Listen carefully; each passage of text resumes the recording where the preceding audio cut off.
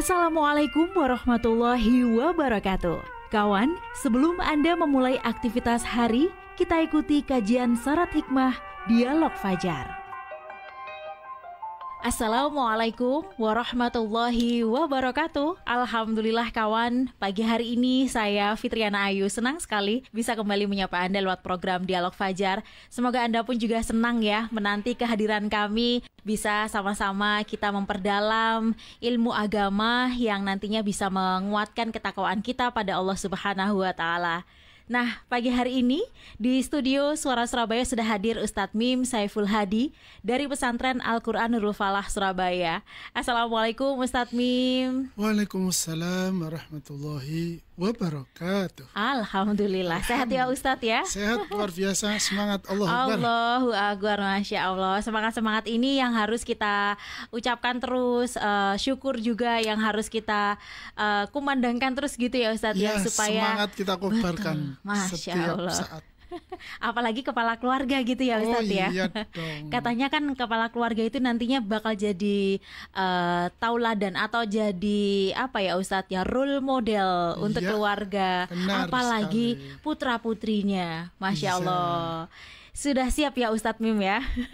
Kita siap. Alhamdulillah. Siap ini, sudah di depannya Mbak Ayu. Masya Allah. Ayo, dijawab sampean. Waduh, ngajak belajar Ustadz. Bagaimana kehidupan keluarga Nabi Muhammad begitu Ustadz, bersama putra-putrinya. Beberapa waktu lalu kan kita membahas bersama istrinya gitu ya Ustadz ya, yang insya Allah tuh rasanya bikin merry, indah gitu, ingin mengikuti begitu. Nah, kalau bersama putra-putrinya itu seperti apa Ustadz? Selengkapnya bersama Ustadz Mim Saiful Hadi. Terima kasih Mbak Ayu, terima kasih kawan-kawan semuanya. Alhamdulillah, alhamdulillah, alhamdulillah. Allahumma salli wa sallim wa barik ala Sayyidina Muhammad wa ala alihi wa sahbihi ajma'in, amma ba'du. Bahagia sekali lagi sangat bahagia saya bisa berjumpa kembali Masya Allah. dengan kawan-kawan yang semoga selalu dalam keadaan sehat, amin, amin, amin, bahagia dan semangat.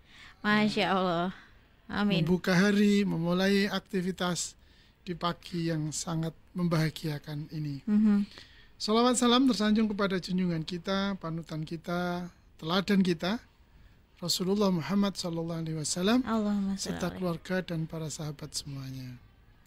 Pak Ayu dan kawan-kawan sekalian yang dirahmati Allah, ya kita yang lalu sudah sedikit ya, karena kemarin kehidupan Rasulullah bersama istri-istri beliau. Masya Allah. Sekarang kita mau belajar sama Rasulullah bagaimana beliau memperlakukan anak-anak, karena ya namanya berkeluarga, namanya berkeluarga Mbak Ayu kan ya, keutuhan, kelengkapan, kebersamaan itu kan selalu menjadi kunci yang sangat penting bagi setiap kita.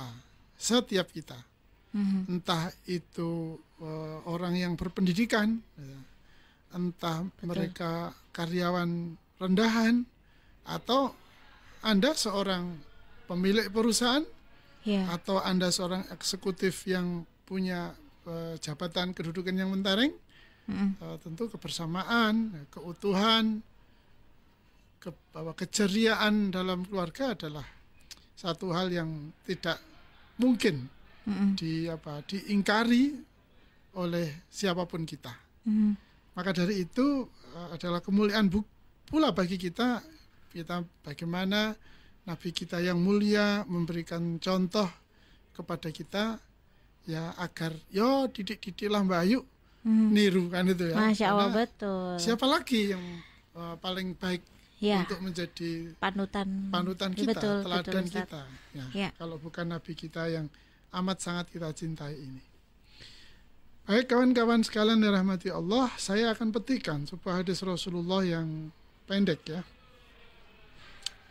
Dikisahkan atau disampaikan oleh Abu Qatadah Al-Ansari, anna Rasulullah sallallahu alaihi wasallam kana yusalli wa huwa hamilun Umamata binta Zainab binti Rasulullah sallallahu alaihi wasallam. Wali abi Al-As ibni Rabi'ah ibni Abdi Syams fa idza sajada wada'aha wa idza qama hamalaha. Rawahul Bukhari.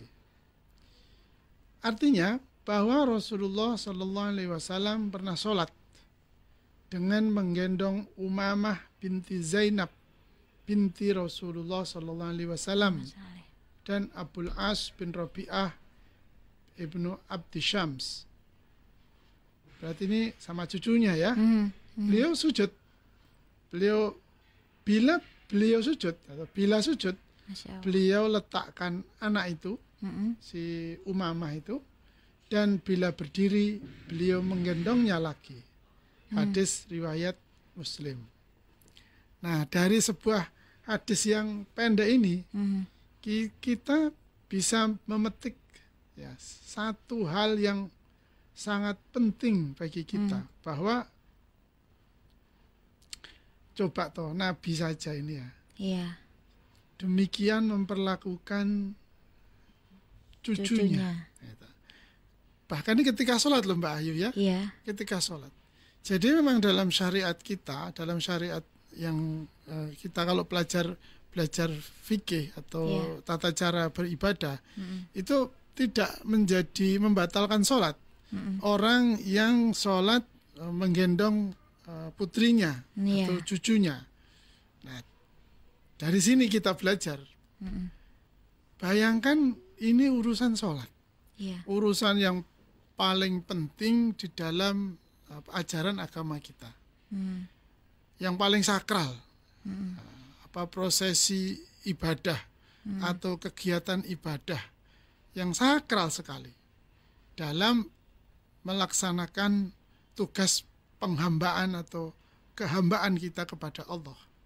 Pun demikian Rasulullah memberikan contoh bahwa ketika itu pun kita tidak boleh menjadikan alasan atau alasan ya, atau legitimasi untuk memberi atau melakukan perlakuan kepada anak-anak secara kasar, secara buruk, menyakitkan, kan itu.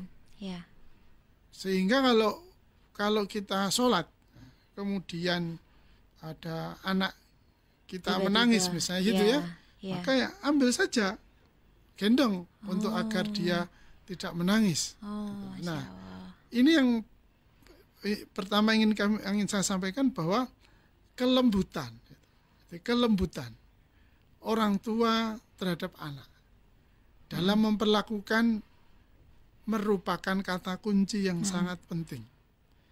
Tidak ada alasan yang membenarkan kita berlaku kasar kepada anak-anak kita. Karena contohnya ini urusan sholat saja, Nabi begitu luar biasa bagaimana menunjukkan kelembutan kepada cucunya. Digendong, sujud, ditaruh gitu loh Mbak Ayu ya. Naik gendong lagi gitu.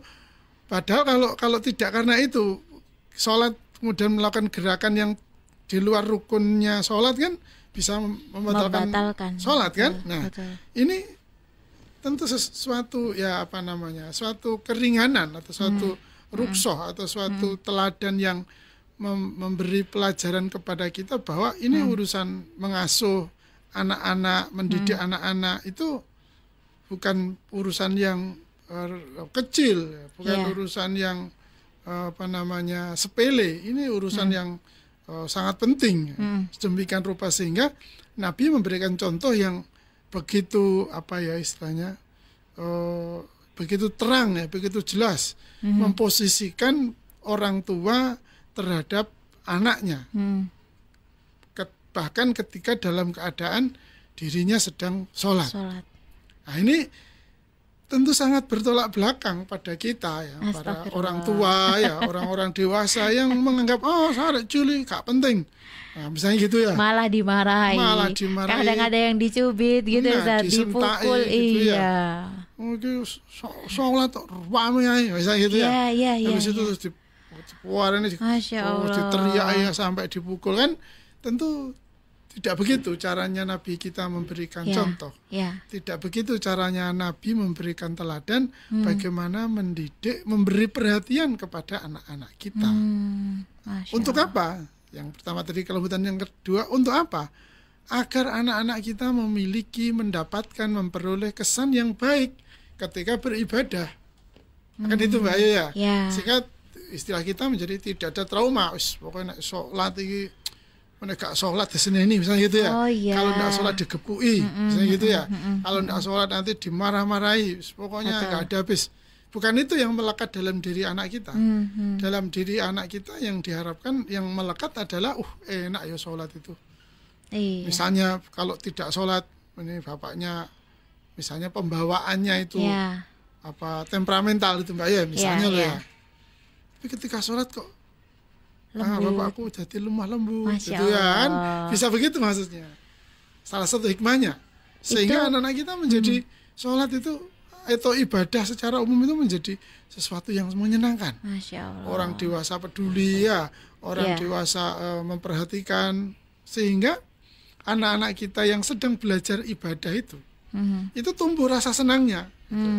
Kan ini yang penting kan di pertamanya itu, yaitu menumbuhkan rasa senang beribadah. Nah itu mahal Mbak Ayu. Saya ulangi, menumbuhkan rasa senang beribadah itu sesuatu yang mahal. Kita mendidik atau saya mendidik anak saya mendidik murid-murid saya, itu tidak bisa setahun 2 tahun bahkan untuk bisa memastikan anak-anak ini senang ibadah. Nah, ini kan sesuatu yang sangat mahal. Kalau kemudian tidak kita mulai sejak dini, rasa senang itu terpatri dalam diri anak-anak kita, kapan lagi? Karena ketika anak kita nanti sudah balik ya, sudah akalnya sudah utuh, berpikirnya sudah penuh ya, kesadaran berpikir ya, itu sudah lengkap, maka tentu akan ada diskusi nanti, akan ada pertanyaan, bahkan kenapa ada sedikit, dilarang gitu ya Ustaz ya? Ada sedikit pembantahan misalnya begitu kan. Ya itu sebenarnya untuk memenuhi naluri logisnya saja gitu ya. Atau naluri kognitifnya dia. Sehingga kadang-kadang pun malah menjadi tidak sabar orang tua ketika itu. Nah, akan tetapi jika tahapannya sudah kita turunkan sejak dini ya toh, dengan menanam rasa senang ketika beribadah, maka ketika masa dia balik berpikir utuh itu, dia tidak mengajukan pertanyaan yang sifatnya meragukan atau mempertanyakan ya, tapi pertanyaannya justru memperkuat, memperjelas, itu yang memperdalam, semakin mengokohkan atas kesadaran yang telah tertanam sejak dini. Nah, maka dari itu pelajaran yang keempat adalah tanamkan atau ajari anak-anak kita beribadah ini sejak dini.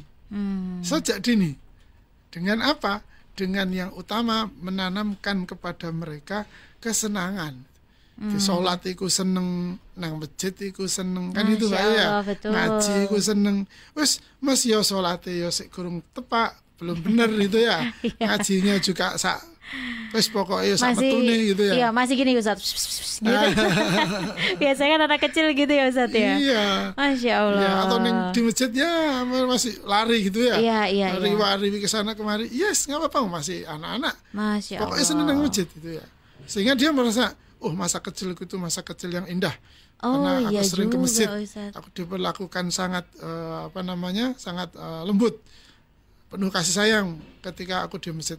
Tentu besarnya tidak akan sulit mereka untuk kita latih, kita biasakan melakukan syariat-syariat yang Allah telah tetapkan. Itu sholat apapun ya Ustadz Pim? Ya apapun. Soalnya kan begini Ustadz, orang tuanya itu kan ada kesibukan, kalau duhur itu masih di kantor, asar gitu. Apakah ada Nabi Muhammad itu mengajarkan misalkan salat isya berjamaah gitu Ustadz? Iya, kalau ajaran salat berjamaah kan memang bagi kita yang kaum pria kan salat berjamaah acaranya. Kan itu. Iya. Nah, tentu kalau bagi dimanapun bersama anak gitu ya. Dimanapun lah. Kalau bersama anak ini kan tanggung jawab kita untuk mendidik, mengasuh mereka agar mereka tadi itu ada kesenangan beribadah dan kemudian tumbuh kebiasaan menjalankan ibadah. Maka proses kita, tahapan kita mendidik mereka agar taat menjalankan sholat atau taat beribadah, taat kepada Allah itu harus kita mulai sejak dini dengan tahapan yang tadi sudah saya jelaskan. Ya, Masya Allah. Rasanya para orang tua, kemudian kakek, neneknya ini juga langsung mesem-mesem gitu ya. Nanti ngajak cucunya gitu ya. Ingat cucunya.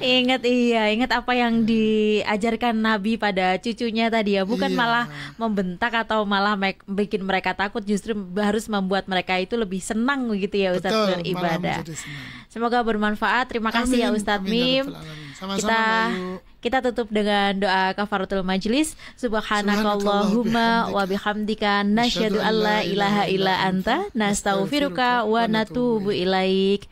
Demikian saya Fitriana Ayu dan juga Ustadz Mim Saiful Hadi pamit. Wassalamualaikum warahmatullahi wabarakatuh. Waalaikumsalam warahmatullahi wabarakatuh. Program Dialog Fajar yang baru Anda simak kerjasama Suara Surabaya dan Pesantren Al-Quran Nurul Falah Surabaya, lembaga dakwah yang amanah, profesional, dan berbasis Al-Quran. Pesantren Nurul Falah mencetak guru-guru Al-Quran dengan metode tilawati dan tahfidz Al-Quran. Informasi dan pemberian donasi hubungi 031 828 1278 atau nurulfalah.org. Wassalamualaikum warahmatullahi wabarakatuh.